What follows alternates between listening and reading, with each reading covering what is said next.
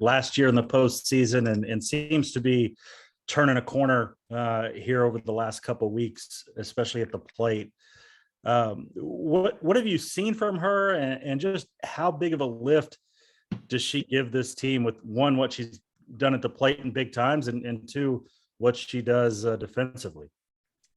Yeah, she's definitely been working really hard behind the scenes. Obviously, you guys don't really see that, but she's been in and out of the cage a lot and has been working really hard for this team and just to kind of get her groove back on. And I would say she's pretty much rolling at this point, but she's always been pretty solid defensively. So just another big body to have on the field is nice. But yeah, she's been working really hard. And what stands out to you about her personality wise, or her demeanor out there? She has this bulldog mentality, I would say, like no one's gonna beat her type. I'm literally watching her hit right now, but yeah, no one's gonna beat her, and if you do, I would be scared for your next at bat. Hey, I really appreciate it, Jocelyn. Good luck this week. Thank you. We'll go Joe Bentner. Hey, Jocelyn. Wanted to ask you, just kind of coming off of Big 12 tournament and obviously the loss you guys suffered in the championship game. How have you, or maybe this just leadership group, have I guess rallied around this team, if at all? Just what's the mindset been like the past few days since Saturday? I feel like it's kind of been normal. Losses are going to happen. We're not a perfect team, and I'd rather lose now than to lose in the next few weeks here. So it's not how you start, it's how you finish. So we're just going to keep rolling and keep working from here on out. But I think we're in a really good spot just coming off of that, and I would watch out for who's going to play us next. I was going to say, just in terms of, the coaching staff, have they, just over the course of your career, you haven't lost too many games, but how do they handle these kind of situations, or do they kind of let you guys kind of give the autonomy to kind of handle it yourselves as far as just coming off of, setbacks like that? They just kind of tell us what went wrong in the game and how we need to bounce back from that. And there's always something that we can learn from, even from a win or a loss. So they're just continuing to grind us and put us in a good spot for this weekend. So yeah, we're just back to the chalkboard. Thanks so much, Jocelyn. We'll go Shin. John Shin, sorry. Yeah, Jocelyn, you've certainly been around this long enough. What is the key to kind of, I guess, peaking at the end when you run this kind of marathon of a season all these years? What's the key toward peaking at this time of year? I would say definitely to play free. What you've done all up until this whole season, up until this point, doesn't really matter because it's a whole new ball game and anyone can turn it on at any time. So it doesn't really matter what you did all season. But just playing free and not really thinking too much about what's going to happen, just going with it. Was it hard for you as a player? Is it hard for younger players to understand that? I would say it's hard for younger players who have already had one season under the belt. So like that sophomore year, just because they know what they've done before and they try to match that. And I know I fell into that. A couple other of these girls have fallen into it, but they know how to bounce back out of it and snap back out of it. So yeah, it's just a whole new ball game right now. Thank you. Thank you. We'll go Jenny Carlson. Hey, Jocelyn, with the tournament starting, obviously a huge spotlight on women's sports, softball in specific. I'm kind of curious, when you did your NIL deal with Fowler, you made a comment on Twitter that made me think that you sort of had the bigger picture of women's sports in mind and exposure of women's athletes like yourself. What has sort of been your approach and your thought process about the NIL for women's athletes, and how can you speak a little bit about how that deal in specific came about for you? Just as far as me and NIL deals, as far as where I'm at right now in my career, I feel like I'm at the pinnacle of my career. So I would compare myself to QB1, maybe even a little bit higher, just with what I've done and the things that I've done. It's pretty hard to come by. So I would say I'm a little bit bigger than I would say most Sooner athletes here. But just me being a woman, I want people that do those NIL deals and do all these stuffs with other male athletes to recognize that women are just as capable, because we have people like me, we have people like Jada Coleman, people like Montana Fouts, that are at the top of their game right now, and they're not getting what it is that I feel like they deserve as far as NIL. And then I just feel like they always will look to male athletes, which just kind of isn't the way.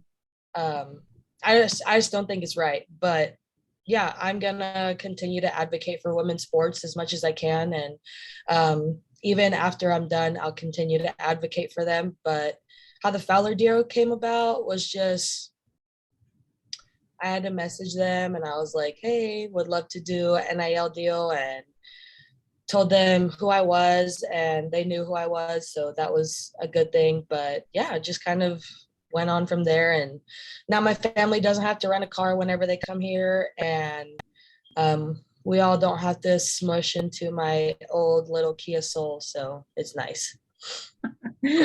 I know obviously that deal or any NIL deal is important to the individual athlete, but I'm sure you're around some of the guys on campus that have NIL, and obviously around some of the gals on campus that do. Do you get the sense like it means maybe a little bit more to the women because of some of those impacts in that broader scope of women's sports? Oh, for sure. Like some of the deals that I've heard that male athletes have gotten, I'm like, who are you? Like, what have you done? And then there's people like Maggie Nichols, and there's the tennis team who's second in the nation. Like, why isn't that being talked about enough? I don't get it. It's just stuff like that, because we put in just as much hours, we put in just as much hard work, but we have to work twice as hard for the recognition that we deserve. And I just feel like we put in too much for us to not get that recognition. Thank you, Jocelyn. Thank you. We'll go Joey Helmer. Yeah, Jocelyn, I was just wondering, with this your last postseason here at Oklahoma, do you think about that? Do you live in the present? Just kind of how do you process this being your last postseason here at Oklahoma? Yeah, just taking it game by game, pitch by pitch, just definitely trying to stay within the moment. But yeah, it's kind of bittersweet that it is my last one, but I'm going to leave it all out on the field and know that I'm not going to have a single ounce of regret after I leave this game. College game. We'll go Colton Soley. Hey, Jocelyn. I want to take you back to the Texas loss. I was kind of wondering what was said in the locker room after that game. I hoped you guys respond in a big way. And how did it compare to the attitude in the locker room after the Oklahoma State loss this last weekend? I mean, like I said, we're not a perfect team, and up until that point, we were 39-0, and we still won the series. So, I mean, yeah, it hurt a little bit, but like you learn from everything, and you just continue to work hard and get better, and just see what it is that you can work on and make sure that it's perfect the next time so that it doesn't happen. But no hard feelings at all. A loss is a loss, and good teams are going to have losses, but it's how you bounce back from it. Thanks, Jocelyn. Thanks. We'll go Clay Horning. Hi, Jocelyn. I don't know if I've ever asked you, you're such maybe perhaps the greatest slugger in the history of the college game. When you go to the plate, what are you thinking about? Like, do you have one or two things, or is it complete reaction? I'm just trying to get, what you're like as a hitter in the box. Yeah, I definitely do my homework for sure, just as far as game plan, approach, and mindset. And as far as actually being in the box, it's not really about thinking, I would say, but I know I have a good idea about what the pitcher is going to do in certain counts because I do a lot of homework. So I I think about it as going into a test very prepared and ready to go and ace the exam. And I guess I'd also like to ask, do teammates or just maybe, younger players than that approach you for hitting tips? Is there anything you tell them consistently? Yeah, they do. They started talking to me a lot more as they got to know me, because I feel like the younger ones just kind of thought I was just this grumpy old lady. But no, they started to approach me, and now we've built that relationship now, and I see certain things in their swings and I'll tell them little stuff like that, and they'll just take it and just kind of run with it. But they know they can always talk to me even when I'm not here. So yeah, we've built that relationship and that bond, and they can come to me whenever. Thank you. I think we'll go last one back to Jenny Carlson. Hey, Jocelyn, I should ask you this before, but you said you were talking about your family being here and not having to cram into your old car like they used to. Where do they stay? I mean, it's the whole crew. They were here last week. They've been here for a while, I imagine. So how does that work? Where does everybody sleep?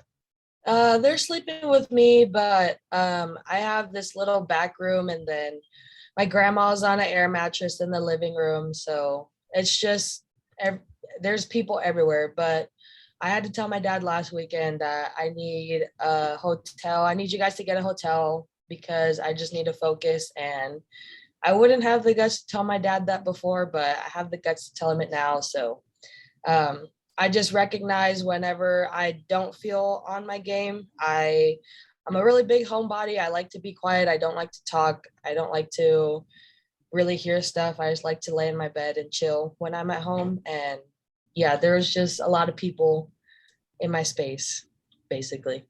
So they're on their way out right now, huh? Yeah, my dad will be back Thursday, and then I don't think my mom or my sisters will be coming. They're still finishing school, but yeah, grandparents were out here last weekend, and yeah, that's all. I only have 3 people this weekend, but yeah. Okay, Feels thanks, like a lot. Jocelyn. Thanks a bunch, Joss. Thanks.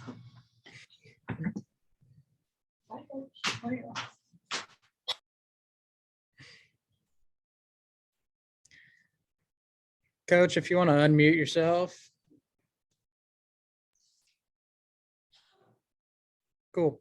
Joined by head coach Patty Gasso. Coach, if you want to preview this weekend's regional, and then we'll jump into questions. Yeah, I'm excited to be at home in front of our crowd. It's always a great advantage for us. I think we'll have very good turnouts, and Home Run Village is going to be open again, from what I understand. Tough regional, though. I mean, Texas A&M comes from the SEC, which is right now, without question, the best softball conference in the country. So they're used to playing tough games a lot. So we need to be definitely ready for them. They swing it well. They're a good team. They've won some big games in the SEC as well. And Minnesota came on strong. They had a good series against Northwestern, who was a ranked, I think, 9 or so. So both teams are very, very seasoned. And we're going to have to play very well. We're going to have to pitch very well. We're going to have all parts of our game working. Prairie View got on a big run of wins and got their way into the tournament. I still don't know too much about them, but they're a drivable team, and we're ready for whatever comes our way. Start with Ryan Aber. Yeah, Patty, wanted to ask you about Kenzie Hansen. I guess, first of all, is there something to the thought that, do you feel like there's something to the thought that they're just players who thrive in the postseason or big moments? Obviously she got hot last year and is seemed to be heating up here late in the year. And just what do you think's been behind that turnaround lately for her? Yeah, well, one of the biggest turnaround postseason players is Shea Knighton of all time. And Kenzie Hansen last conference season was not at her very best. And she was very aggravated by that. And so when we talk about the Big 12 tournament being like a new beginning, it just kind of changed her whole approach last year. She had an incredible tournament, which led her into postseason. I think she looked at the Big 12 tournament in that way, like, okay, I did this last year. Let me see what it feels like. And I think you can feel her at practice, gaining her confidence. Her swing looks, she's not swinging as hard or as pressed or trying to get that big swing and chasing pitches all over the place. She's a little more controlled now, and I think she's going to be definitely a force going into this weekend. And just real quick follow up to that with what she's done with what Lindsay's done. How difficult or how good of a problem is that to have? I imagine it's a little bit of both to try to fit those pieces together into the lineup every day. It is. It's hard. It's all about matchups, and sometimes we're wrong with it, but there's interchangeable pieces, and that's involving Elam, Hansen. Sometimes Alo will go out in the outfield if we're trying to have having Alo, Elam, and Hansen in means we have to be creative at times. Neener is very good at first. Neener's kind of an interchangeable. Boone is an interchangeable as well. So a group of about 5 players, we have to figure out how they're going to play in to what we're doing. And some of them split the game. Some of them come in more as like a defensive specialist late in the game. So just kind of depends on what our pitchers, righties or lefties. Sometimes the lefties are tough on our left-handed hitters. So it just really depends on those types of numbers and what we feel from it. I really appreciate it, Patty. Good luck this weekend. Thank you. I'll go John Chen. Yeah, Patty, you've of course been in this position many times, but how you manage a team to try to be peaking at this time of year, and how long did it take you to kind of learn how to do that? I still don't know that I know how to do it, really. It's just continuing to motivate, but also holding them accountable. And probably today was one of the bigger days that I have just held. It was hot and we were practicing for a while, but I was relentless with them. And I think that's just showing them that I care, that I am not going to sit back and say that's good enough when it's not. So I just continue to drive and push them and then ultimately I'm talking to them about, I know what you want. So I know what it looks like in order to get what you want. And this isn't what it looks like. And these are things that have to change. And,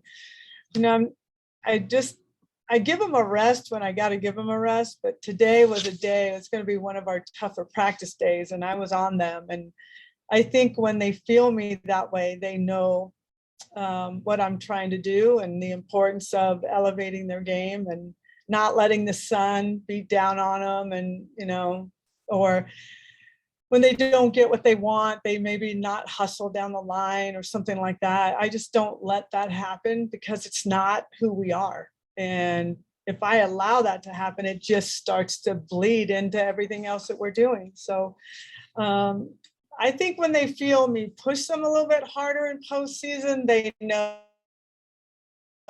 it's time for postseason. Let's celebrate.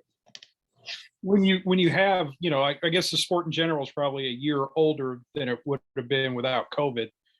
Do you have to kind of dig into the bag of tricks if I want to, shock people that have been here for 5-6 years to just get the bill to the system? I obviously have no idea how to shock Jocelyn Alo. It's the reverse factor. I mean, she's always shocking me by something she says or does. It's like, okay. I don't know. I mean, everybody here, they want to win. And ultimately, that's what we all have in common. And we want to enjoy winning and enjoy what we're doing. The way I know how to enjoy practice is when it's good. And so, I don't know. We keep it fresh, but we also work very hard. And that's the key to all of this. It always has been in this program. Thank you. We'll go Judy Carlson. Hey, Patty, I hate to be the one who keeps asking about Jordy, but what about Jordy? How is she? What's the status right now?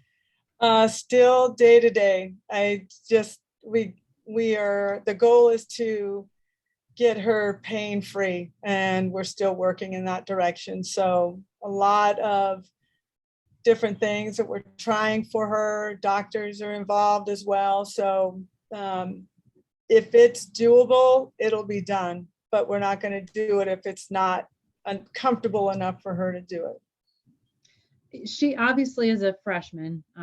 She hasn't maybe carried a workload like we've seen some pitchers carry over the years, but how have you thought she's managed it? I mean, she seems strong throughout from an outsider's perspective, but how have you seen her navigate through that as a freshman with the workload? Yeah, well, the workload, I think the majority of her workload has always happened in the summer. And for her, the workload might be lighter, like the innings thrown, but the intensity is quite different. And that's where the stress comes in.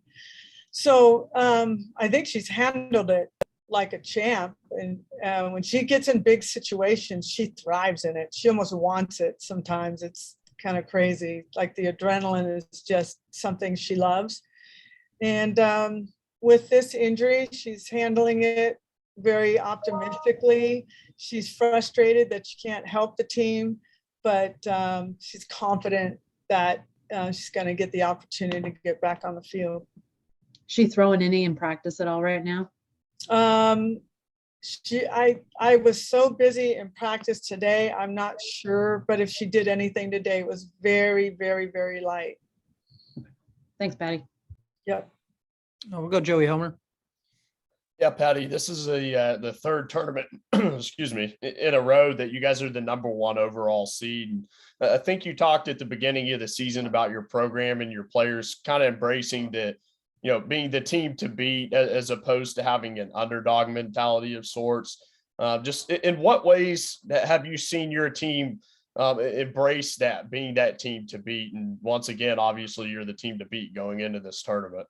Yeah, I think they've handled it really well. And it's still new to us because I think people look at the Big 12 as not a prestigious conference. So you still think, well, you're in the Big 12, people don't give you that kind of credit. So maybe we are underdogs. I don't think we look at ourselves as anything except a team that's just trying to play their best softball right now. So, I mean, we've won the national championship as a 10 seed, as a 1 seed. We've been all up and down the spectrum. So it really doesn't matter where you are because you're going to have to go through these teams anyhow. But it's just wanting to play your best softball and be your healthiest and feeling good and fresh this time of the season. And our team is fresh. They are not, we're not marred with injuries or anything like that, except for Jordy. The team is all good to go. So I like where we're at and like the way we're practicing. We'll go Joe Bender.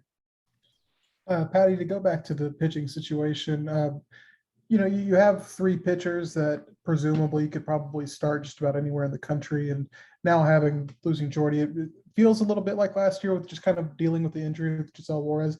What did you learn about managing that pitching rotation as far as just, trying to, I guess, get those players in a groove, keep their minds right? Are there any lessons you can take away from last season's situation?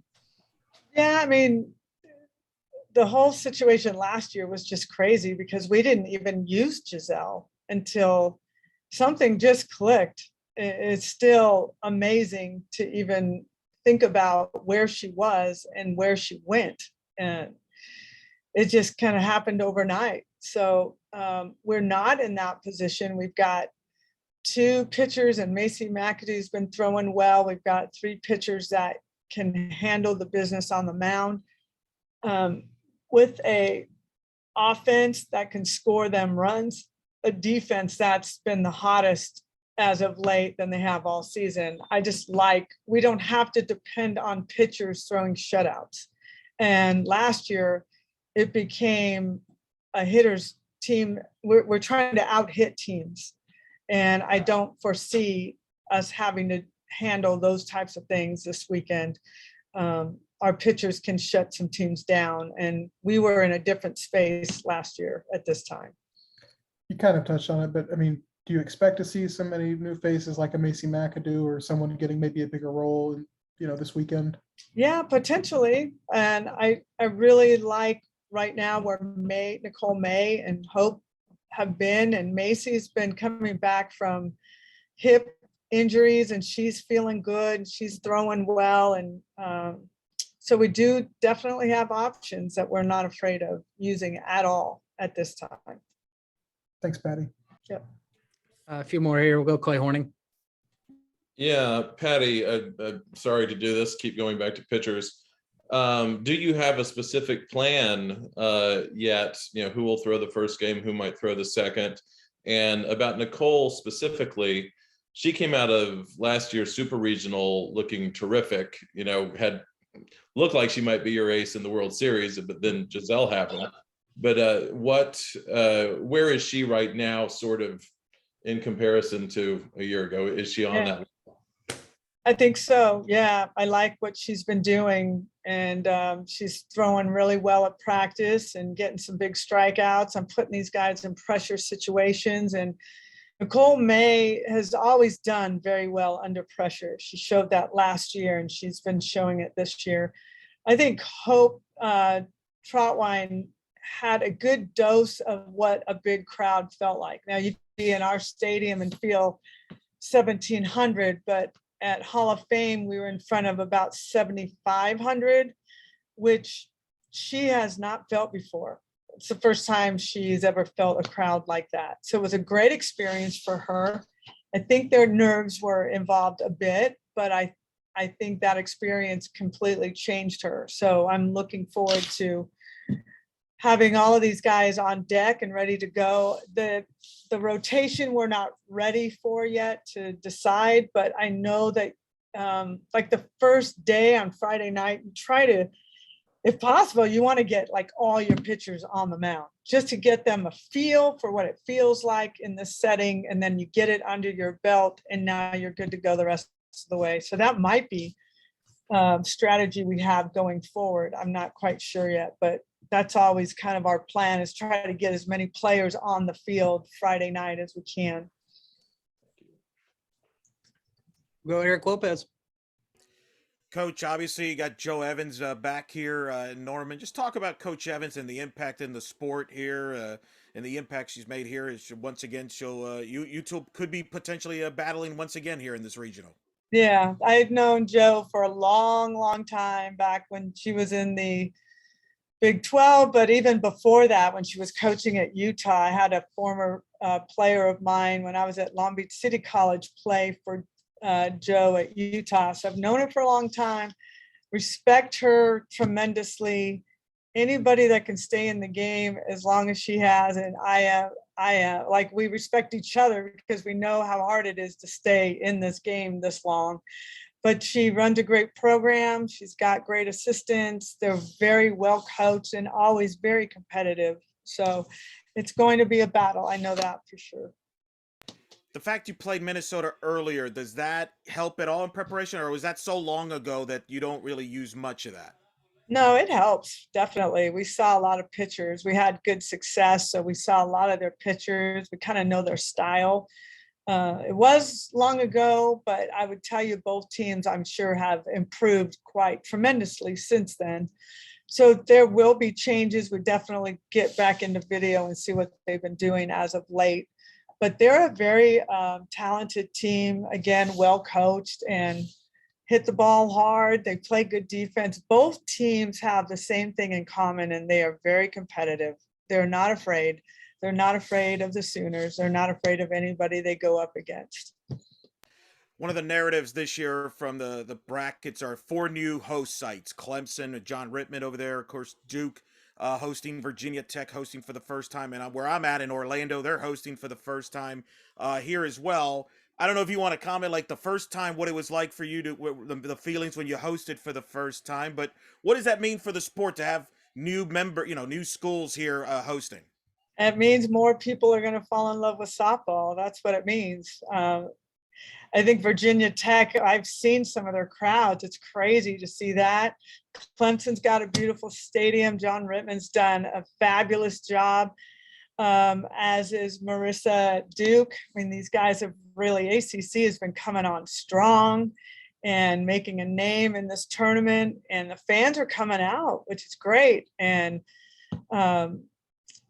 Cindy, I know her as Ball, but I know Malone has done a great job and played a great schedule to earn this 16th spot. So it's just great for our sport. It's another reason why people are going to come out and want to see it for the first time and then get hooked. So it's great.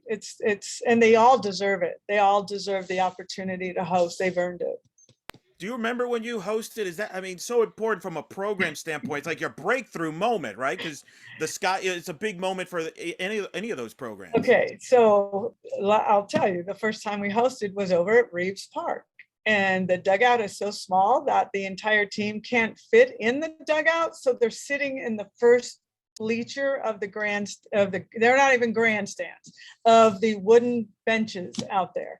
That's the first time. So to me, I'm like more concerned, not how many fans are here, but how do I fit everyone in the dugout? How do you charge? Like there's people could come in anywhere they want, so you can't charge. It's quite different. I'm in a city park hosting a regional. And so we have